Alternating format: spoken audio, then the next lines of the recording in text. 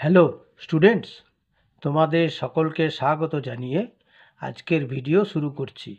আজকের ভিডিওর বিষয় ইংলিশ গ্রামার, তার অন্তর্গত ভয়েস চেঞ্জ।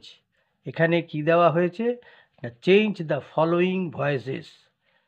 নাম্বার 1-এ বলা হয়েছে Rajiv writes a letter. Answer হলো a letter is written by Rajiv. Number 2-এ বলা হয়েছে I always do my duty.